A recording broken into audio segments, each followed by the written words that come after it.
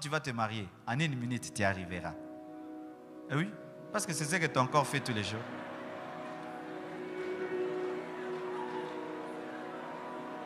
C'est-à-dire que ton corps est déjà mal habitué. C'est comme quelqu'un qui prend tout le temps du piment. Il prend tout le temps du piment. Il ne sent plus le piment. Tellement qu'il est habitué au piment, il ne sent plus le piment. Et toi maintenant, tu te masturbes tellement, mon frère. Alors, tu jouis vite. Alors, quand tu auras une femme, tu vas jouir vite parce que ton cerveau, parce que le premier organe sexuel, c'est la tête. Ton cerveau ne saura pas te discipliner, se discipliner pour attendre que l'autre. Parce que tu as fonctionné tellement comme un égoïste et même avec ta femme, tu seras égoïste. Pareil aussi aux femmes.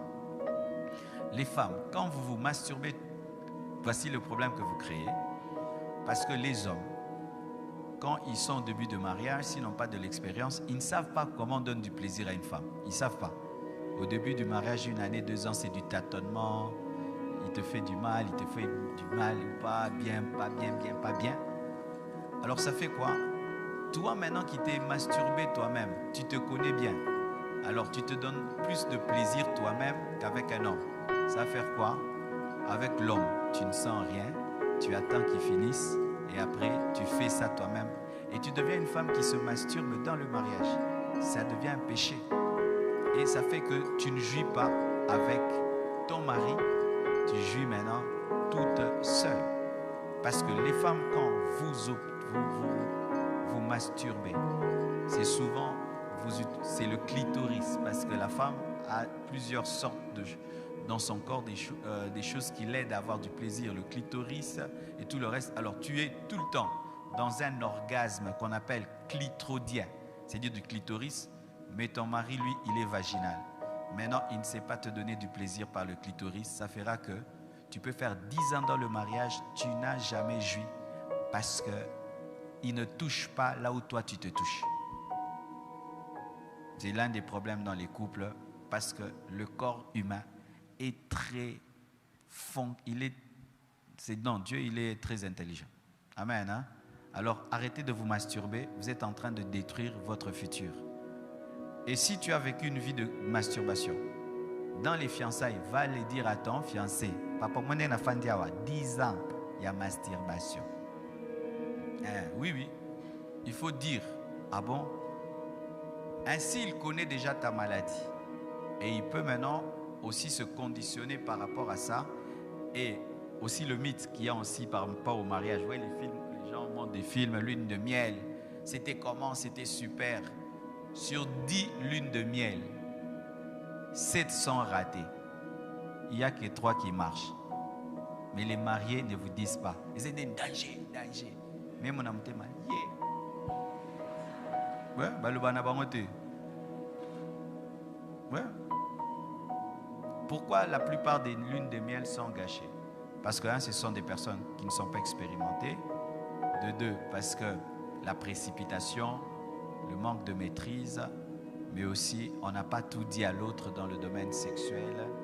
Et surtout quand la femme est vierge et l'homme ne sait pas comment on s'y prend avec une femme vierge. Parce qu'il y a une manière de se prendre avec une femme vierge et une femme qui n'est pas vierge. Et il y a des hommes, tu étais un impudique dans le monde. Maintenant, quand tu épouses une sœur en Christ, tu es le premier homme de sa vie, et tu te comportes comme si elle a déjà connu des hommes. Tu lui fais du mal au lieu de faire du bien. Et ça fait que même pendant 2 mois, 3 mois, elle ne fera que te fuir. Elle fuira. Et tu vas dire non, elle a l'esprit de frigidité, alors que c'est toi qui as mal fait les choses. C'est pourquoi avant de vous marier, allez à l'école, la formation des couples. J'espère que là-bas on vous dit ces choses-là. On vous dit ça? Où c'est les responsables des couples, des mariages? Ils ne sont pas là? On ne vous dit pas ça. Et si on ne vous dit pas ça, on ne vous dit pas tout. Il faut qu'on vous dise tout. On ne peut pas préparer des gens à se marier sans parler de ce qui se passe le jour de la lune de miel. Parce que c'est le départ de tout. Et qui peut tout gâcher, même pendant 1 année. Tout gâcher. Tout gâcher. Par exemple, tu épouses un homme. Tu le trouves grand, costaud. tu ne l'as jamais vu. Le jour-là, il enlève tout. Ha! Maintenant, tu ne sais pas comment on se comporte quand on voit qu'un homme n'est pas comme tu pensais. Moro, Obomier. Il y a une manière de savoir tout. D'autres, le jour-là seulement, ils n'arrivent pas et tu l'insultes. Du coup, tu le pénalises. Et d'autres hommes qui insultent les femmes. Ton corps est sans mauvais. Ton corps ceci, ton corps ceci, ton corps cela. Et puis de ce jour-là, la femme ne veut plus.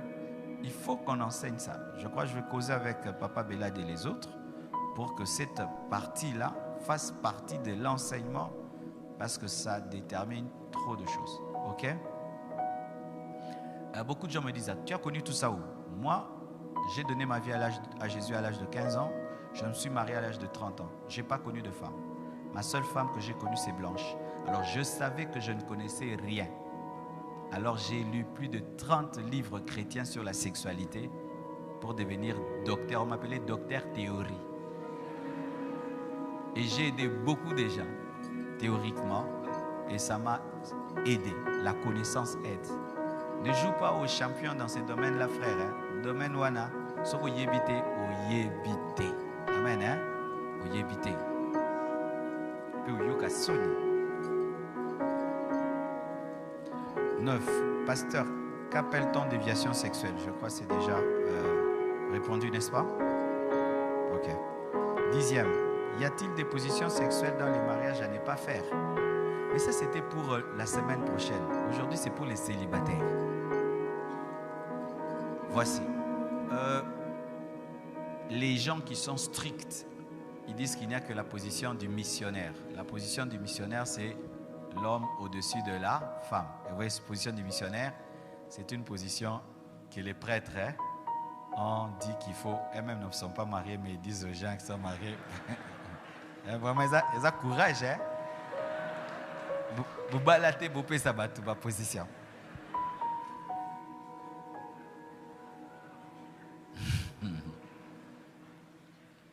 Et vous savez pourquoi il dit ça? C'est la soumission. La femme doit être soumise. Donc l'homme doit être au-dessus de la femme, c'est la soumission. Si une femme est au-dessus de l'homme, elle est rebelle. Non. Toutes les positions sont permises tant que ça ne fait pas mal à l'autre, ça ne le casse pas.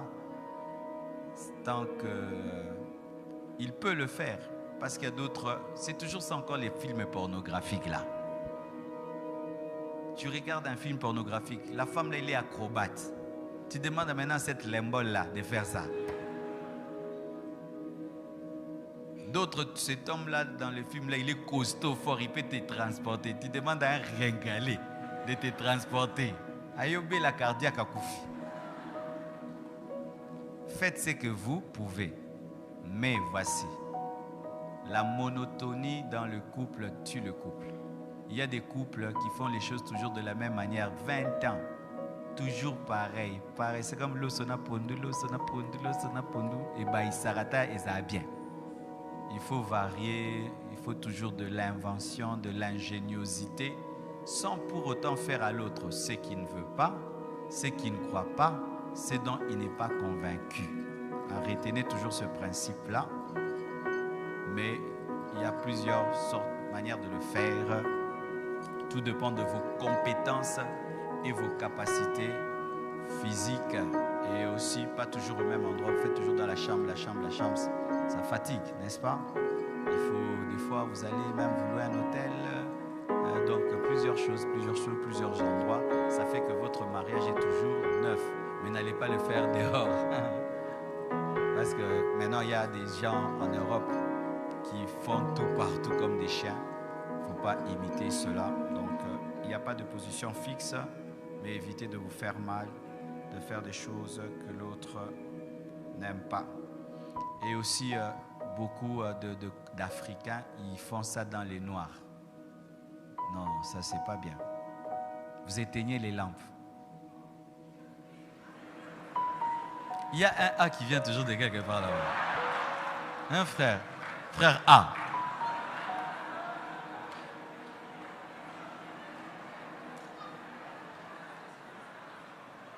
Frère A, écoute. Alléluia. Oui, vous allez vous marier. Hein? Voici ce qui est. Quand vous éteignez les lampes, tu n'as pas l'opportunité de voir la beauté de ton mari et de ta femme, parce que cela aussi participe. Tu n'as pas le temps de voir son regard, tu n'as pas le temps, parce que tout ça, ça fait partie de la sexualité. Alors quand vous éteignez les lampes, c'est comme deux inconnus qui sont en train, donc vous avez honte de vous, alors que dans la Bible on dit que Adam et Ève étaient nus et ils n'en avaient pas honte, ok?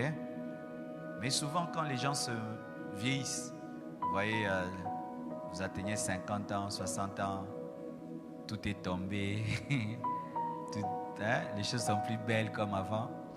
Souvent les gens qui ont pris de l'âge, ils aiment éteindre pour ne pas voir les rides, les vergitures, les ventres ballonnants, les Michelin. Tout ça ils cachent.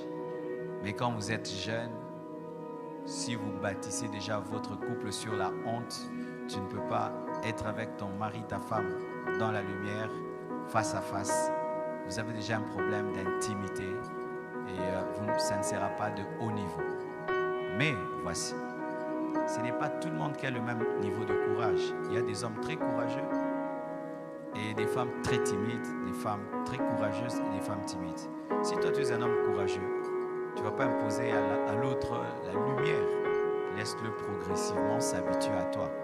Et si tu es une femme courageuse, tu ne vas pas imposer du coup. Dans le mariage, le principe c'est l'amour. Ne pas imposer à l'autre, aller progressivement. Et souvent, il faut trouver le milieu. Celui qui aime le noir évolue, il va vers la pénombre. Au lieu que vous fassiez dans les noirs ou dans la lumière, mettez l'abat-jour. Comme ça, c'est noir et clair et pas honte et honte. Vous comprenez ça? Parce que beaucoup de discussions dans les couples sont autour des choses bêtes. Éteins la lampe, n'éteins pas. J'aime pas la climatisation, j'aime. J'aime pas le ventilateur. Vous savez ça? Vous savez ça? Oui, dans les mariages. Tu vois, comme tu es célibataire, quand tu aimes le ventilateur quand tu dors, non? Tu peux épouser une femme, quand il y a le ventilateur, elle tombe malade. Tu vas faire quoi, man? Tu vas accepter de dormir dans la chaleur pour qu'elle soit en bonne santé ou imposer qu'un ventilateur. Il y a des gens, quand ils dorment dans la lumière, ils ne peuvent pas dormir. Mais d'autres, s'ils dorment sans lumière, il a peur. Maintenant, tu épouses une femme qui a peur quand il fait noir. Tu vas faire quoi? Le mariage, c'est un lieu de sacrifice. C'est un lieu des matures. Quand tu es un enfant, ne te marie pas. Vous allez commencer à vous chamailler pour des lumières, des ventilateurs et des climatiseurs. À bon entendeur, salut. Que Dieu vous bénisse abondamment.